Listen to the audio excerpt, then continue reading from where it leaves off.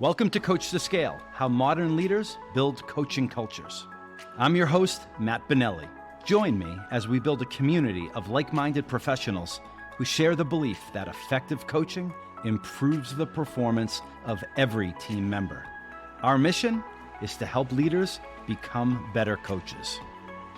The Coach2Scale podcast is sponsored by Coachum, the world's first AI coaching execution platform that leverages evidence-based coaching to increase quota attainment. And with that, let's get started.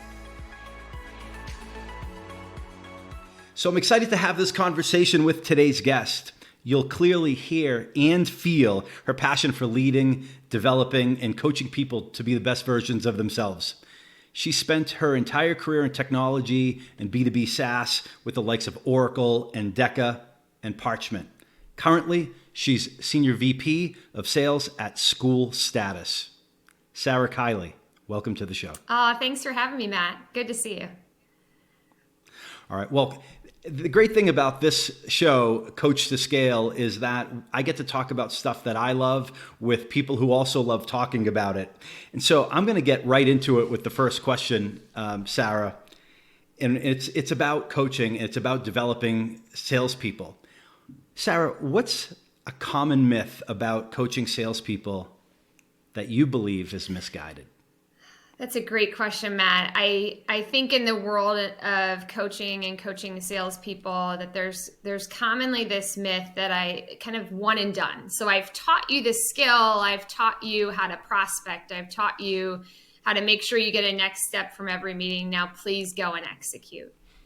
And what we all know, if we're focused on coaching, is that it's not only about teaching, it's about practicing, it's about role playing, it's about sharing feedback, and it's about kind of repeating through that process, even with those that maybe have a command of the skill. I think a little bit not only about sales coaching in this context, Matt, but I think about my daughter's 9-year-old soccer team that I coached in this spring season. So You coached 9-year-old soccer?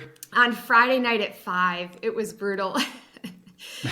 Wow. With everything else you have going on, good for you. It's been my kids are 24 and 22, so it's been a while, but I remember those days, but you're braver than I for coaching them. I was on the sidelines with my coffee. Well, it was a fun experience and really kind of brought some of what happens in the working world for me into practice with my daughter and about 12 other 9-year-old girls on Friday evenings. And it was almost as equally, if not more fulfilling to watch girls learn a new skill, get really excited about practicing that skill, and so energized when they were giving it a go in a game. And it was just kind of reaffirming, not only in sales coaching, but really in all aspects of coaching, that it is about teaching and practicing and celebrating the small victories of trying the skill. And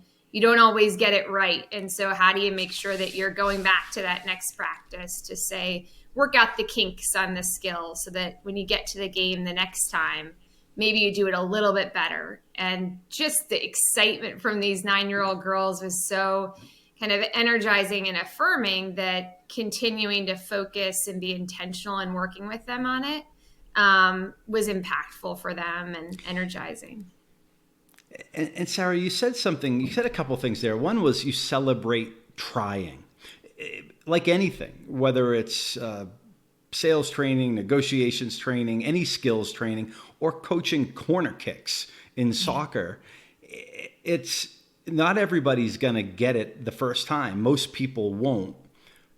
But you're talking about, you celebrate, okay, you tried it, you saw how it worked. And for a couple of, Eagles, the athletes, the kicks were great right off the bat probably. But for most of the team, it didn't happen. Like, I'm sure it took some additional practices, and this goes against the one and done, right? Some of them it took further into the season probably to develop. Would that be fair? That's fair. And it was a skill that we introduced at the first practice and we watched throughout the season. We practiced it at every practice. Every practice. It was the second drill that we were doing. Everybody knew that that was going to be the second drill. And those that were starting to get a stronger command of this skill were excited. Yes, I understand this. And it was also fun to see kind of the team building of, you're not quite getting it. Let me show you how I figured out how to do this skill. And so it wasn't just about me coaching and teaching, but it became a peer-to-peer opportunity, which I think holds true as we think about sales cultures as well, of those that have a strong command of one part of the sales cycle can be helpful if you've created the right culture for others in the organization to get better at that skill.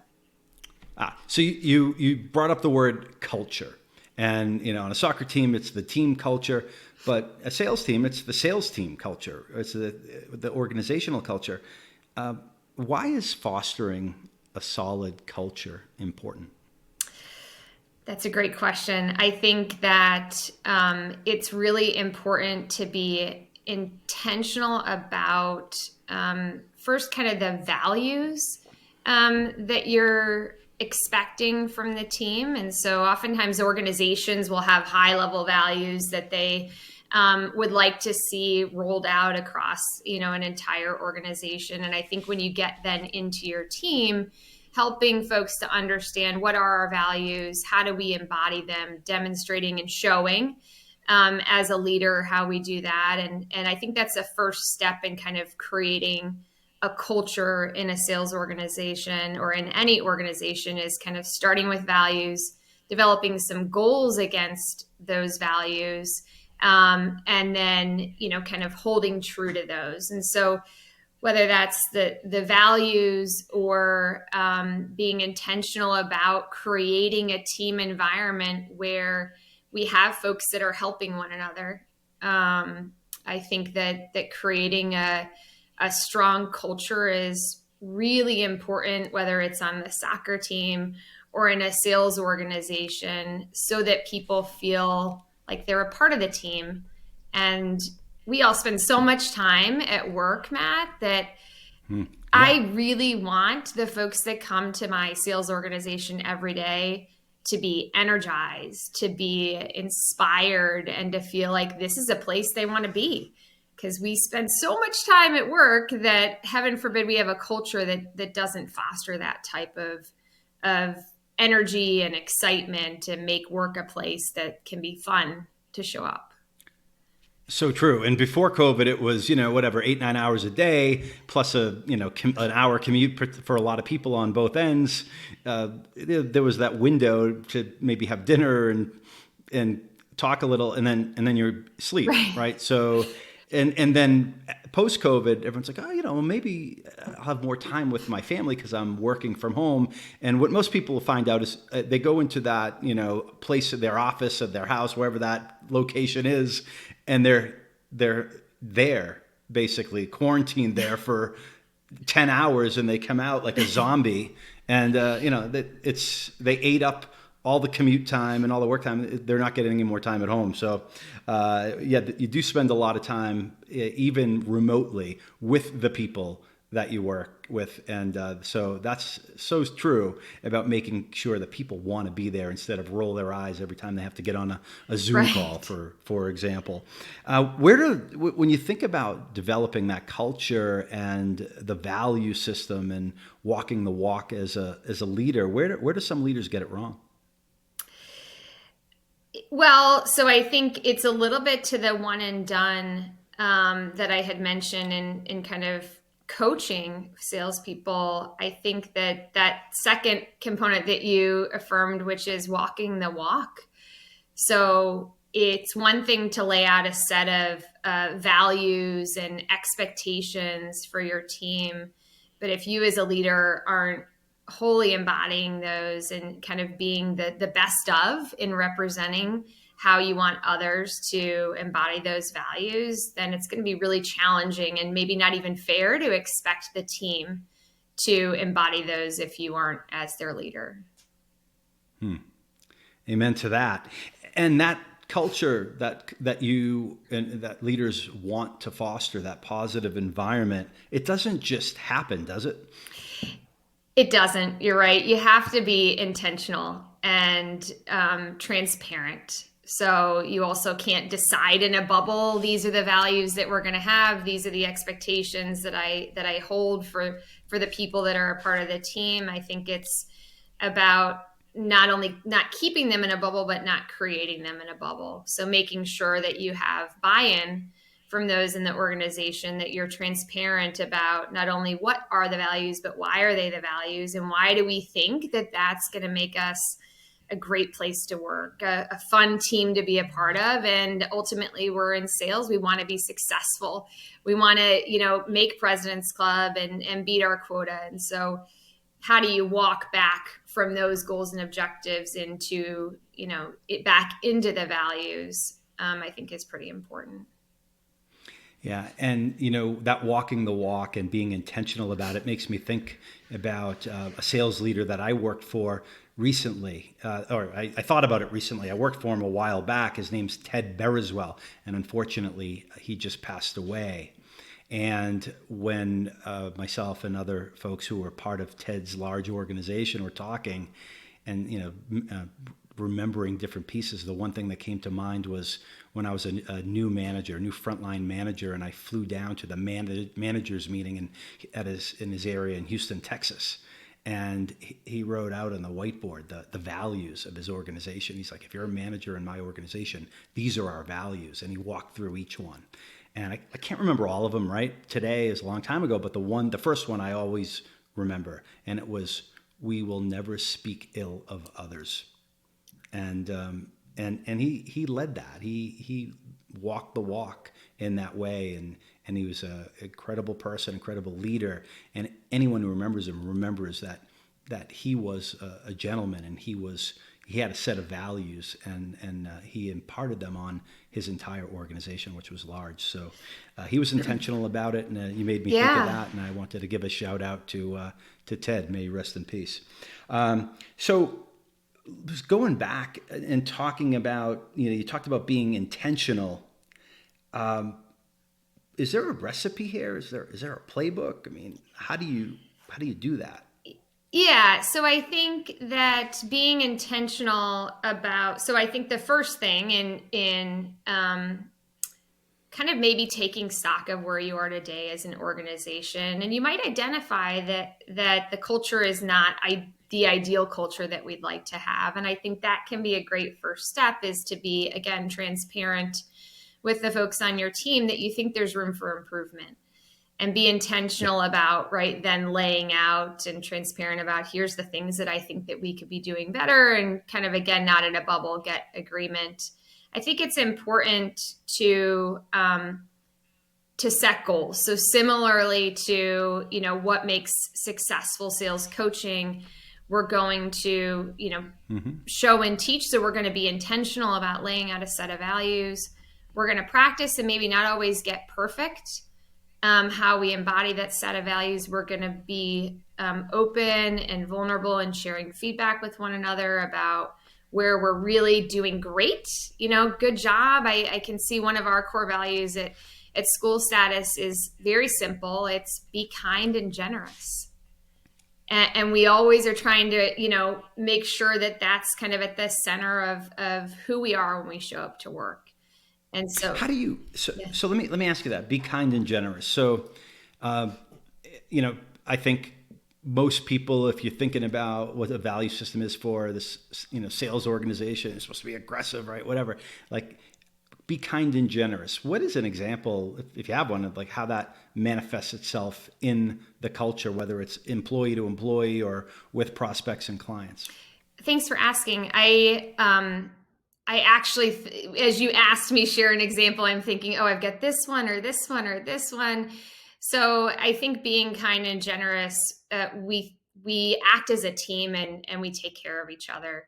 And so when we have recently a new regional sales manager who joined our organization, and she was really quick to booking meetings and could use a little help in making sure that we did a great job in demoing our product. our organization today doesn't have a big team of solution consultants to help with that. And so as another member of our sales organization said, I'm happy to help. I'll make time to be with you in your prospect meetings to make sure that we can answer as many of their questions as we have, and we'll work on this together. And so be kind, be generous is really embodied in that of, it was someone who raised their hand and said, I could use some help. And another team member who raised their hand and said, I'm happy to help, and kind of jumped right in. And I love seeing examples of that. It's not just about celebrating who closed the biggest deal or the most recent deal or who hit their quota. I think it's also really important to celebrate when we show up for each other and when we kind of embody those values that we have. So, yeah, awesome. And you talk about not just celebrating when the deal is closed, right? There's a lot of things to celebrate along the way. But you've been in this business for a while. You've worked with a lot of other leaders, and there's a gravitational pull for sales managers to focus on the deals. Deals. What would you say to that sales manager, that leader that over-indexes and focuses perhaps too myopically on just the deal?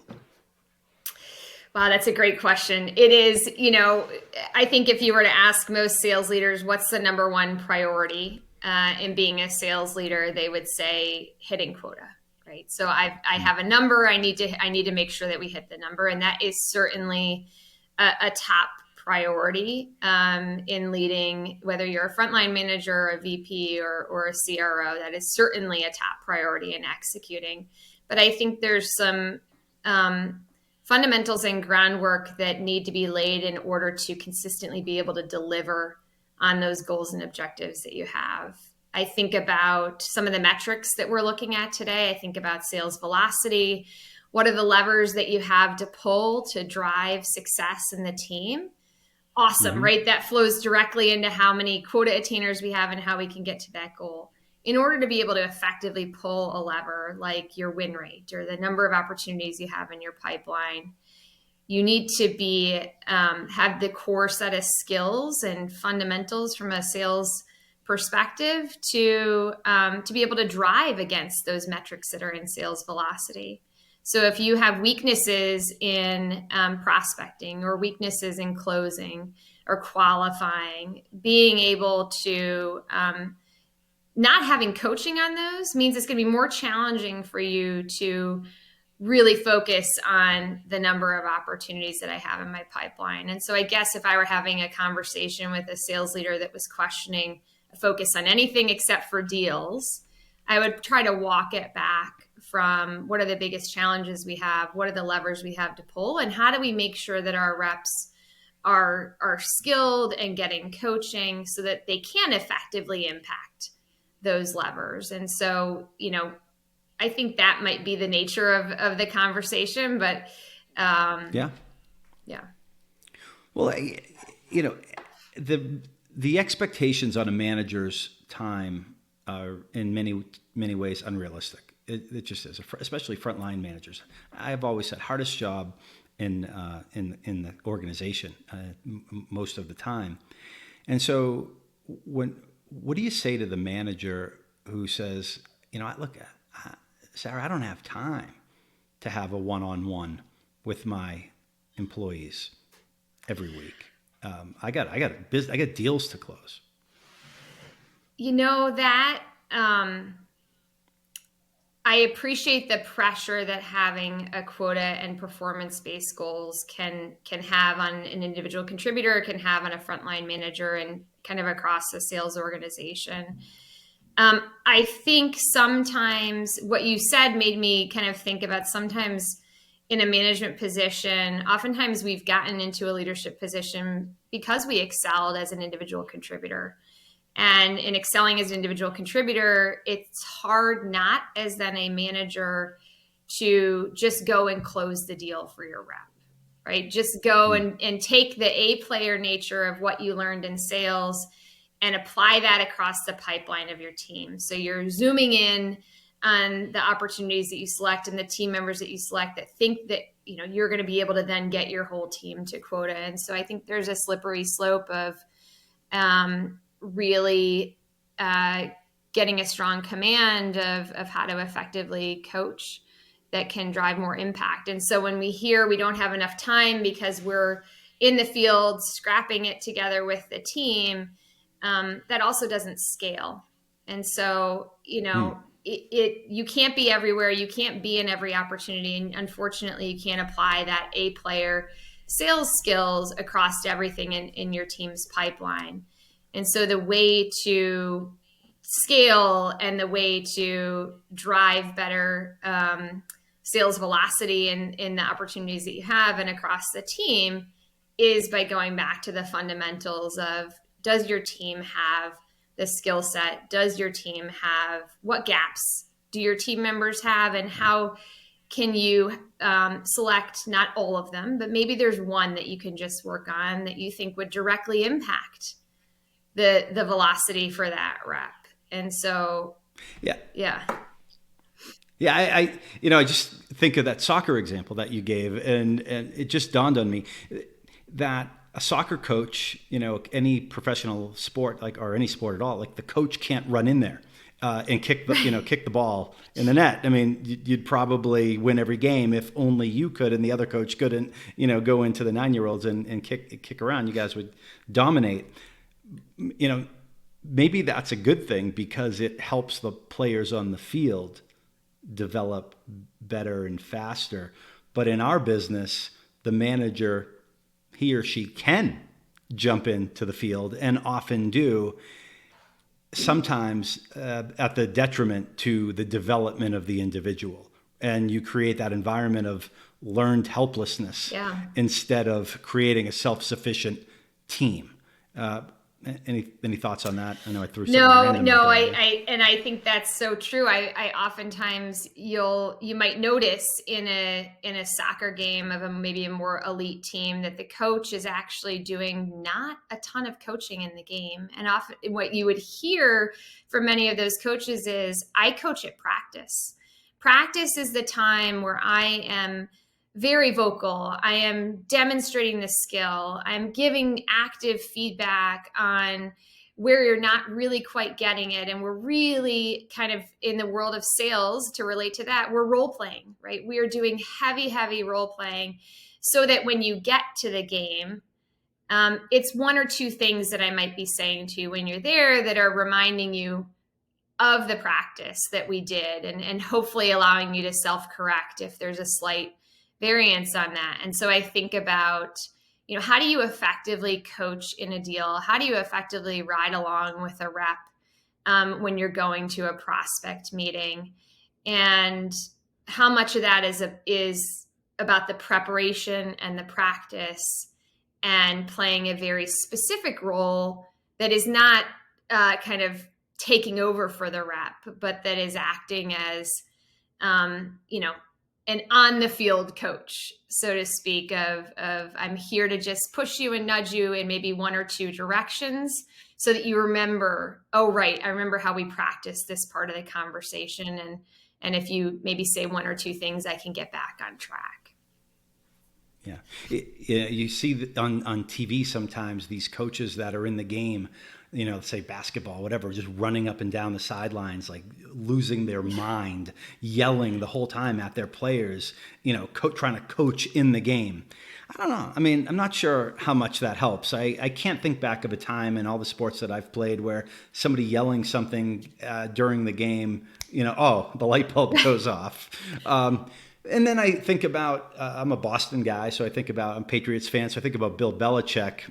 He's a polarizing person, but probably the best coach in football. And, there's no affect, there's no expression. And you see somebody screw up big time, and he pulls out his little notebook, old school, and he writes something down. There's a penalty on a player, he writes it down. And that player's getting dug in practice, right? But he's writing it down because he's going to go back after and coach it during the week before the next game, not trying to coach in the game. I think so true as leaders, how do we not do that? How do we not jump in if we're in a meeting, we're on a call with a rep? The advice I was given is save the deal, not the rep. Meaning, if it's really, really, really bad and you have to jump in as a manager, yeah, all right. But most of the time, it's not life or death. Let them fail and then coach it after. It sounds like we're in some form of agreement there. 100%. Yeah. Let's pivot a little.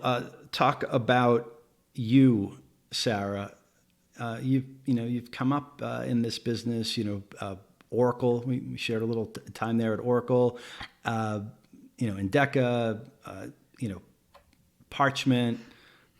Like all these different companies. You've learned a lot on the way, undoubtedly. Is there anything thematic that, looking back, like if you think about all the bricks that were put in the wall along the way, where it forms like, hey, this is me, this is what I've learned, or was there any aha moment? Like, what's shaped you as a leader? Yeah, thank you for asking. I think when you ask that question, I think back to Oracle. And while we didn't know each other at the time when we were there, something that you did drove a lot of impact for me and in my career and trajectory. And so at Oracle was the first time that I had received formal sales training. And the way that I received that training and the coaching culture within the organization was so impactful on my skill development, on my command of the sales process.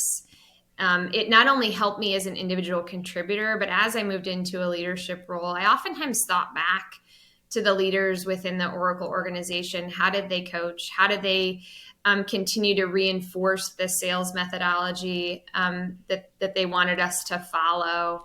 And then kind of the complementary parts of the culture that were also helpful. So there was a Toastmasters part, a brown bag lunch. You could go as a rep to a brown bag lunch and participate in Toastmasters. And that was it was fun. And it was really helpful in the context of feeling as though I could talk about a variety of subjects, even something I might not be well versed in front of a big room of folks, and kind of get comfortable getting uncomfortable. And so when I think about where did I grow, how did I grow as a leader, and how did I grow as an individual contributor? How did I grow as a leader? I think back to kind of those fundamental skills and the modeling and coaching that I had at Oracle. And while it was a short time that I was there, it's been pretty impactful and something that I think back on frequently.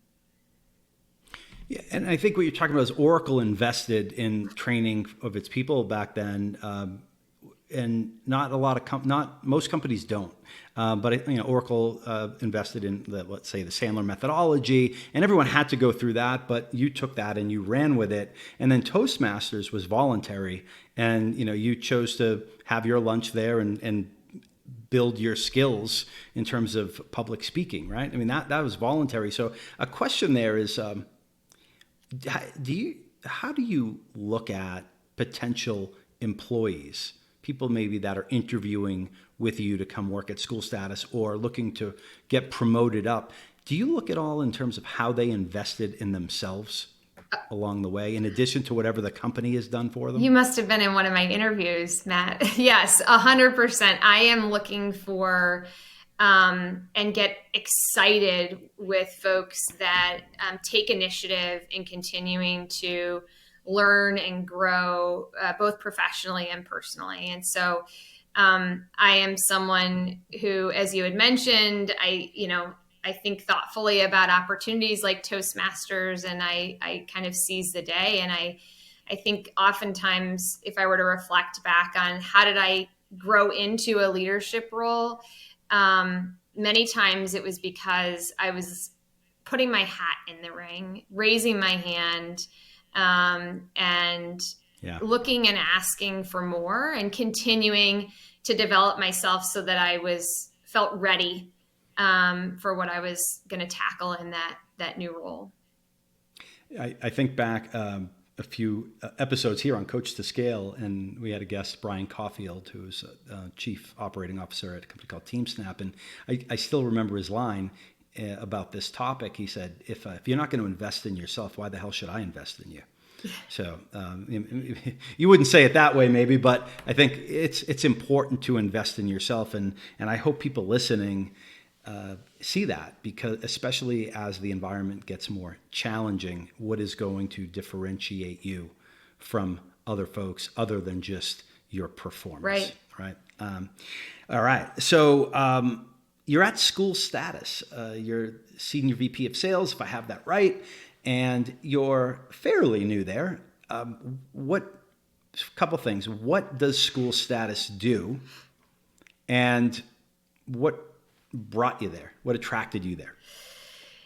Yeah, and I might answer that in the flip side of it. So what attracted me, one of the big things that attracted me to SchoolStatus is exactly what you asked first, which is what do they do? And so SchoolStatus is a mission-driven organization that has data-driven solutions that empower students in K through 12 to thrive and be successful. And there's kind of 3 buckets of solutions. So we have a solution that focuses on attendance. And so we can't help you to be a successful student if you're not at school. And so we have a solution that helps districts to drive through positive enforcement, students coming to the building.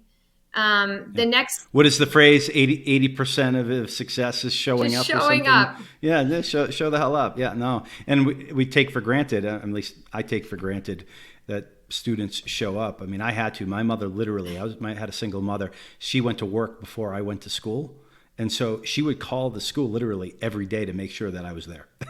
Like for K through 8. Which is great. So you showed up, and I think to the point of calling the school, the next solution that we have is about communications and making sure that those in the building, the teachers, the administrators, can easily connect with the families.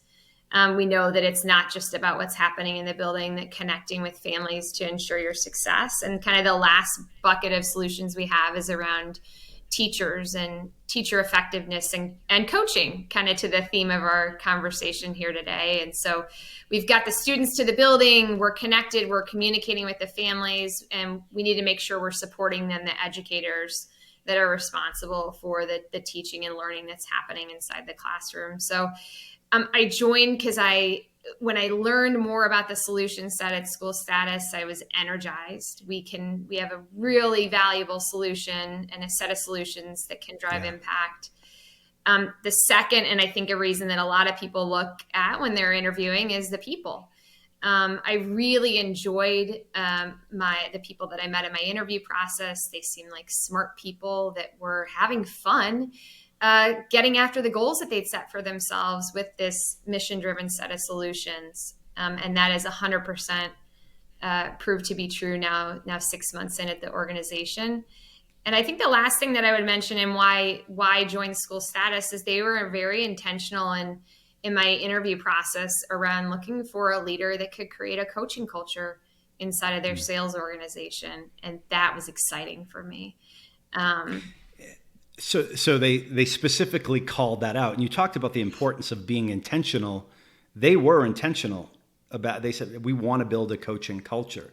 Which is that did I hear that right? You're 100% correct, and it was really unique in the different companies that I was meeting with. That they, not that maybe other organizations didn't also want to have a coaching culture inside of their sales department, but they were very, again, we'll say it again, intentional about what they were looking for and why they thought that was could be impactful to the organization.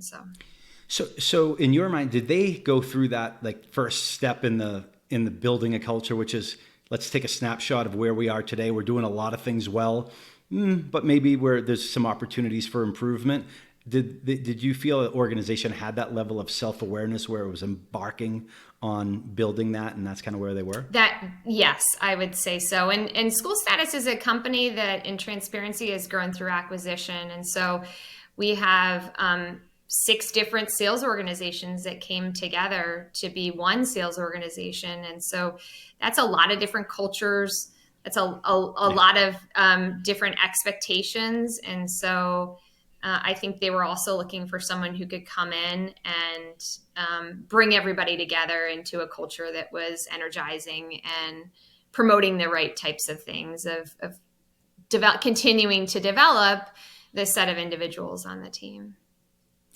Well, a lot of people are in this business because they want to make an impact. They want to help others, and the description you gave of what SchoolStatus does certainly, I think, leaves a lot of people with the impression that it's helping, it's having an impact. Question: are you hiring?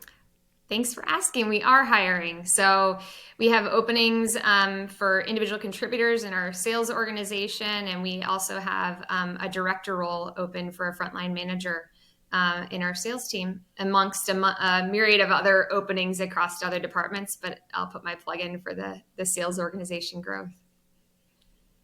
All right, and we'll get to how people can contact you and find out more in a minute.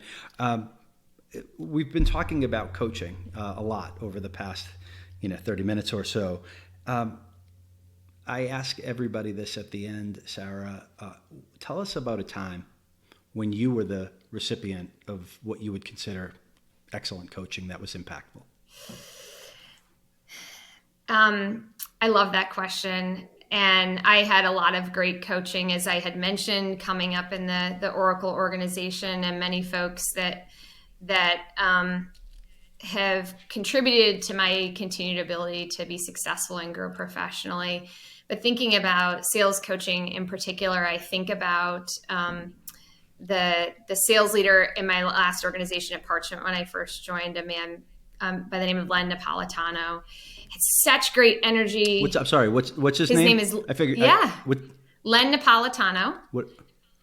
Len Napolitano. Yep. Okay. And when you say something good about someone, I want to make sure everyone hears their name. We don't get a lot of things said positively about us in this business. When it happens, let's shout it out. Yeah. Len Napolitano. Len Napolitano. Right. What about Len? He created an amazing culture in the Parchment organization, a great coaching culture, and he was a servant leader who led from the field.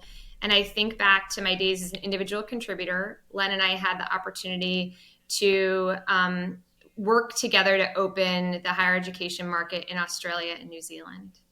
We took a trip to Australia together, and that trip really embodies his coaching style. And it, again, kind of to what I had mentioned before, we spent a lot of time preparing. So when we were traveling in Australia, we were going to be attending a conference. We were going to be visiting one-on-one with prospects at their universities.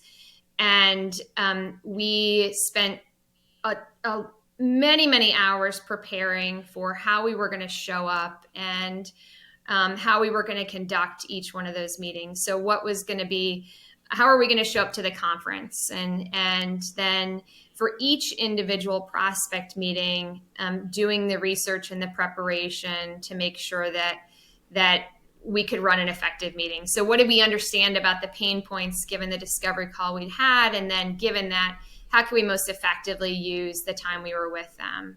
So we did a ton of preparation. But what I love the most is when we were on the road together, after every event, after every meeting, we would have the same debrief around what went well, what didn't go well, and how can we improve for next time. And it was consistent. I knew the minute that we got in the car after the meeting that was going to be the first 3 questions that we were going to talk through. And so did you have that debrief meeting? You said it was very consistent. So even if the meeting was great, did you do that? We did. That's awesome. Yeah. Usually if somebody does the debrief, it's always when, it's the meeting sucked, right? And it's like, oh man, how do we improve on that? But the consistency is really when it's all the time, even when the meeting went great. That's awesome. I'm sorry, continue. No, and I would say that, it was that coaching that happened, and then the accountability that we had to improving for that next meeting. So if we missed the mark on getting a firm next step, let's role play how we're going to make sure that we do that for the next meeting. And that was the type of not only reflection, but then coaching. And again, a little bit of preparation before we got into that next call so we could work on the thing that we didn't quite hit the mark on. And I would say the last thing about that trip that holds true, and I think this is about the culture that you create. I have wonderful memories, not only of the sales calls we went on and the sales conference that we were at, but I also really remember having a ton of fun at the rugby game that we went to. And it wasn't just about maximizing the prospect meetings and the events we were at. It was also about immersing ourselves into the culture and trying new foods and sharing meals and learning about local traditions that made it a really fun trip and made me really proud to be a part of that team and that culture. Yeah, that's really cool. And you brought up rugby, and I don't expect you to be an expert on rugby. You said you went to Australia and New Zealand.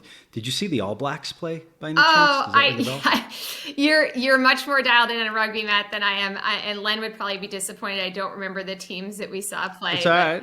It was I've never seen anything like it. The size of the stadium and just the energy of the crowd and the pace of play, and Len does play rugby, and so he's quite knowledgeable about this sport. So that's also fun when you're not, to sit with someone who is. So yeah.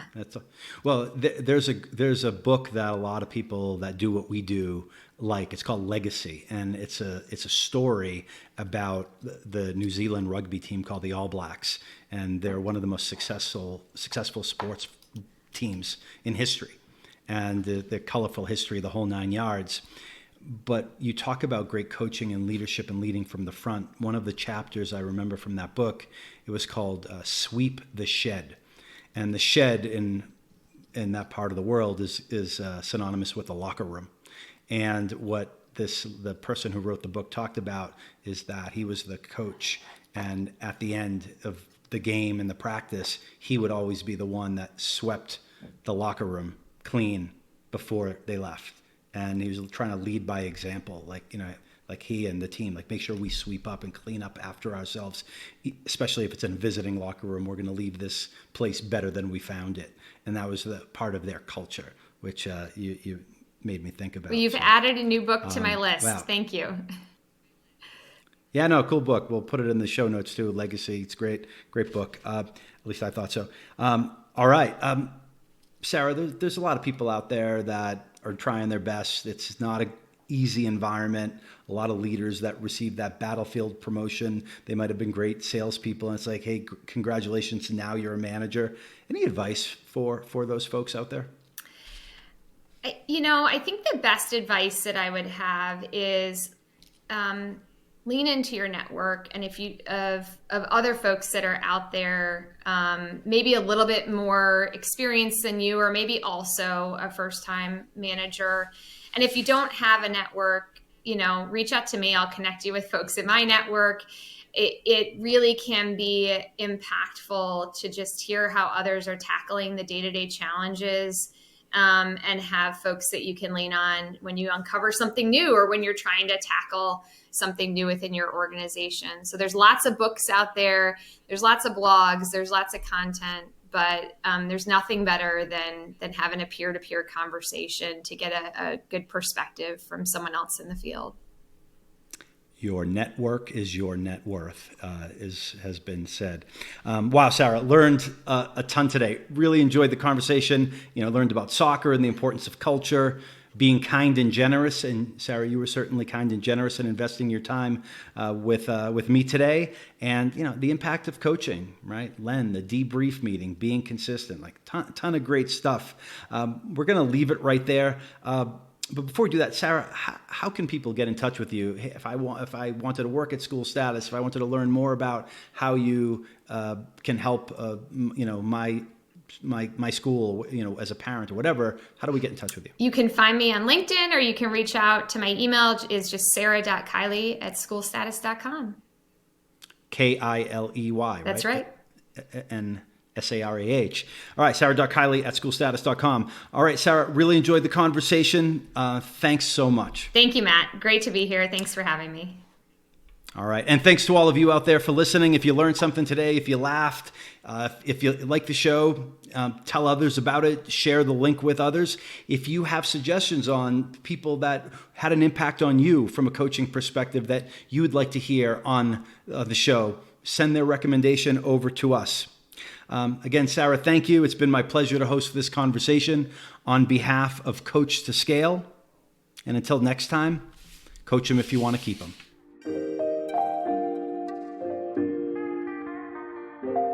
We hope you've enjoyed this episode of Coach2Scale, How Modern Leaders Build Coaching Cultures.